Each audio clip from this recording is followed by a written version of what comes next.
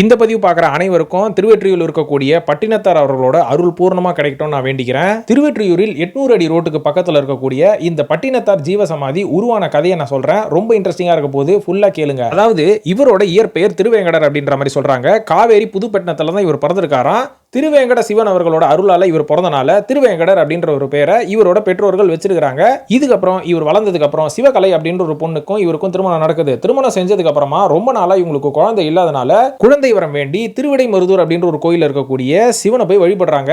அங்க வழிபட்டு இருக்கும் போது அந்த பக்கமா வந்து ஒரு சிவன் பக்தர் கையில ஒரு குழந்தையோட வந்து இவங்க கையில அந்த குழந்தையை ஒப்படைக்கிறாரு. என்ன சொல்றாருன்னு பாத்தீங்கன்னா, இந்த ஆத்தங்கர ஓரத்துல இந்த குழந்தை வந்து அனாதையா படுத்து கிடந்தது, உங்களோட குழந்தை தான் நான் நினைக்கிறேன், அதனால இந்த குழந்தையை நீங்க வச்சுக்கோங்க அப்படின்ற மாதிரி கொடுத்துட்டு போயிருக்காரு. இதை பார்த்து சந்தோஷம் அடைந்த இந்த தம்பதிகள் இந்த குழந்தையை நம்மளே வளர்க்கலாம் அப்படின்னு சொல்லி இந்த குழந்தைக்கு மருதபிரான் அப்படின்ற மாதிரி பேர் வைக்கிறாங்க.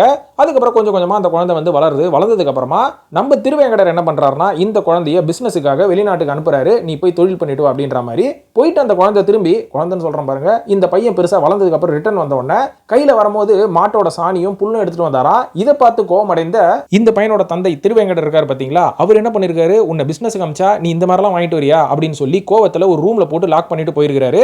அதுக்கப்புறம் போயிட்டு திரும்பி வந்து பார்த்தா அந்த ரூம் லாக் ஓப்பன் ஆயிருக்குது. அந்த பையனை உள்ள காணா. அந்த பொண்டாட்டி கிட்ட எங்கம்மா நம்ம பையன் அப்படின்னு கேட்டதுக்கு அவரோட மனைவி என்ன பண்ணிருக்காங்கன்னா, ஒரு உடஞ்ச ஊசியை கையில கொடுத்துட்டு ஒரு சின்ன பாக்ஸ்ல ஒரு ஓலைச்சுவடியில அந்த ஊசியை வச்சு ஏதோ ஒன்று எழுதிருக்காங்க. அதை கொடுக்குறாரு ஒரு கையில. அந்த ஓலையில என்ன எழுதிருந்ததுன்னு பாத்தீங்கன்னா, காதற்ற ஊசியும் வாராது கண் கடை வழிக்கே அப்படின்ற மாதிரி எழுதியிருந்தது.